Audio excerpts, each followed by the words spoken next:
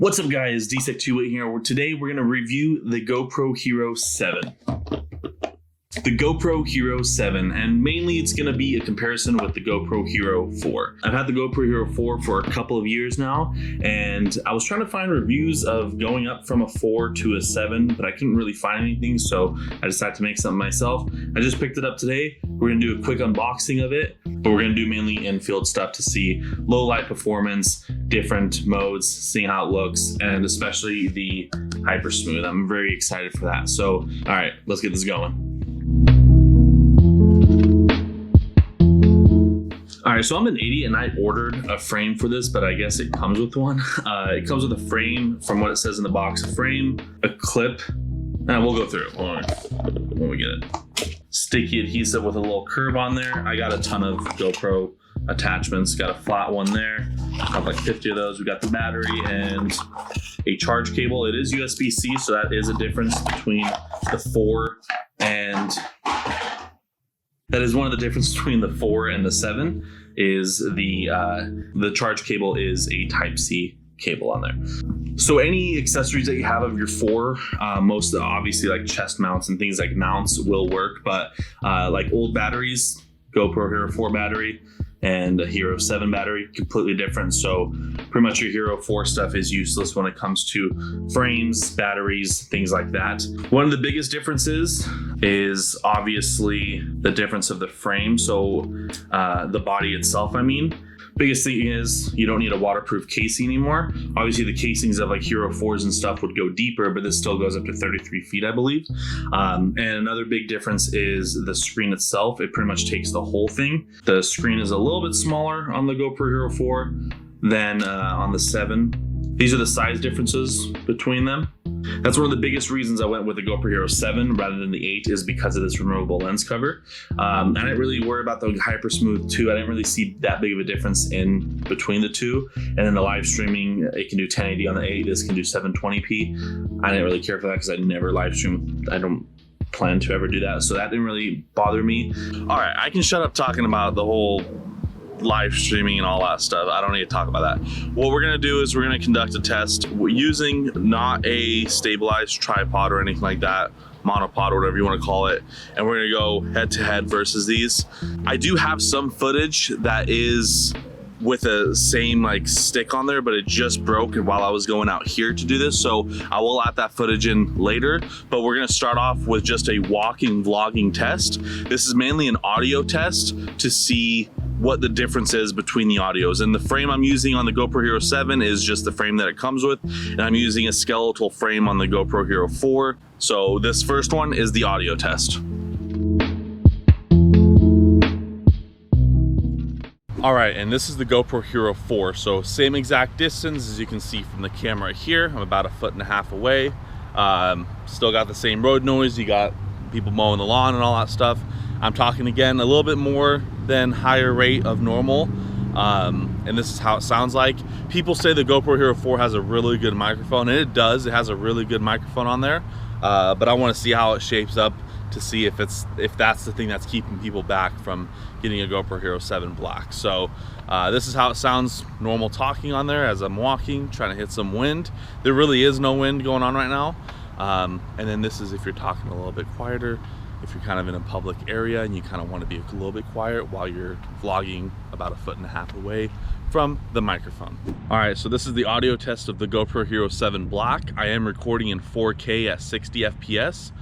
And this is just how it sounds about 1 foot, maybe 1.5 feet away, as you can see from this angle, away from the camera. So if you were doing like a little vlog or anything like that, just using the camera itself, this is exactly what it would sound like. And for noise background, there is a road about maybe 100 feet that way. There is someone mowing the lawn about 150 feet that way. So we are kind of out in the open just to kind of see how it sounds. And I'm talking at a kind of a more than a little bit normal rate of just talking on there. And if you're talking a little bit quietly, this is how it would sound in this kind of situation if you didn't want to be too loud around people, but this is exactly how it sounds. What we're gonna do now is kind of a walking / running test to see the stabilization of the GoPros on there. So we're gonna start off with the GoPro Hero 4 to see what that looks like, and then we're gonna switch to the GoPro Hero 7 after that. All right, so this is the GoPro Hero 4. If we're just walking and you're just talking and stuff like that, this is how it would look like on there. If you're doing like a little bit of running, to kind of see how it feels as you're running a little bit, this is how it feels on there. And this is the GoPro Hero 7. So we're doing walking. So this is a walking test with the GoPro Hero 7. If you're just kind of walking around, and if you're running. And to be honest, I kind of kept the GoPro Hero 4 a little bit more stabilized than this one. Let me hold this one a little bit better. So that's how it is, and my fat body shakes a lot while I'm running. So that's how the test is on that. So this is a test with the DJI Osmo and the iPhone 11 Pro. Again, same audio levels, someone's mowing their lawn, there's cars driving around, and this is the stabilization on the DJI Osmo. I'm pretty sure this is gonna have the GoPro beat just because it's fully stabilized, but it's kind of harder to use because you have to actually like control it. And with running, this is how it looks while it's running.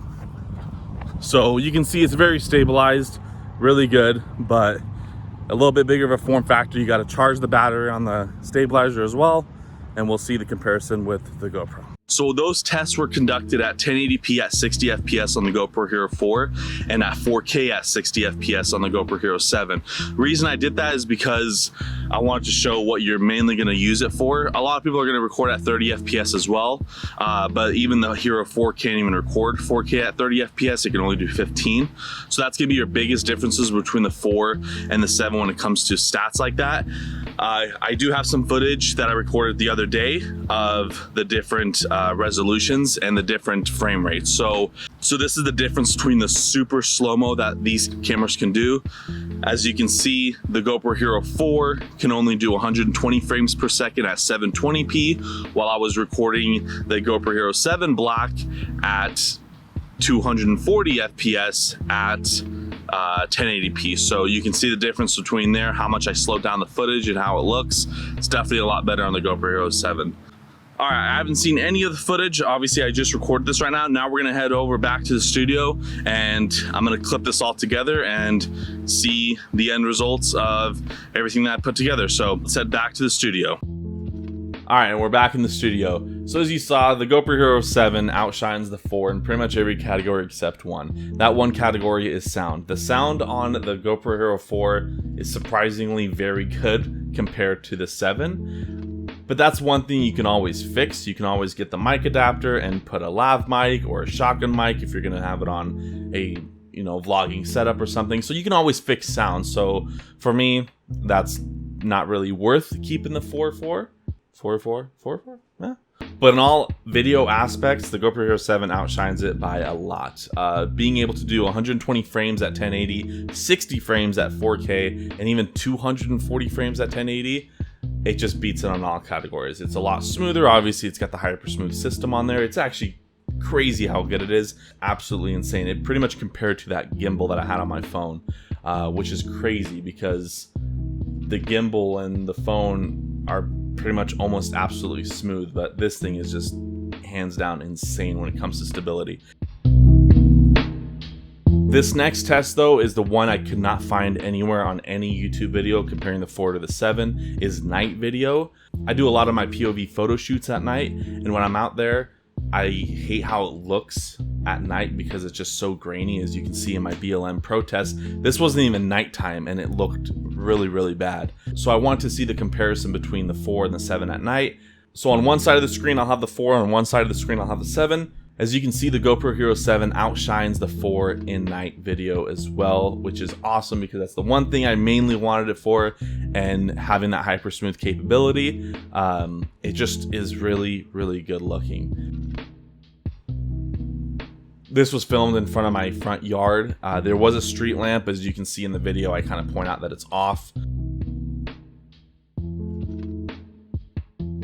So out of all of those tests, when it comes to stability, when it comes to video, when it comes to audio, Audio is the one thing that the GoPro Hero 7 cannot keep up with the GoPro Hero 4, but again, that's fixable with a microphone. So other than that, am I happy with the upgrade from the 4 to the 7? I am very happy with the upgrade.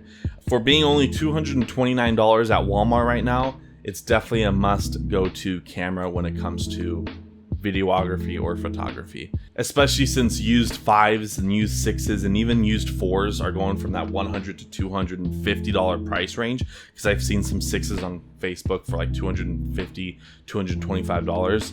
I would definitely go with a brand new 7 for $230, especially because GoPro just brought down all their prices on their 7s and 8s, because I'm guessing the new 9 is going to come out here in a couple months, if not next month. The GoPro Hero 7 on their website is $250 and the GoPro Hero 8 is $800, and the GoPro Hero 8 is $300. The reason I didn't go with the 8 is because for $70 savings, I can get a lot of accessories. The biggest reason I didn't go with the 8 is because, again, having that removable lens cover is, I think, one of the coolest things on a camera, especially an action camera. In case anything happens to that lens, I can just pop it off and put a brand new one on. So that's really, really cool. The GoPro Hero 8 does not have that. Even though I don't think I'm ever going to break that lens, I think it's just nice to have that mentality of, if it does break, I'll be okay with it. And seeing video comparisons between Hypersmooth and Hypersmooth 2.0 on the 8, I didn't really see that big of a difference that it was worth an extra $70 on there.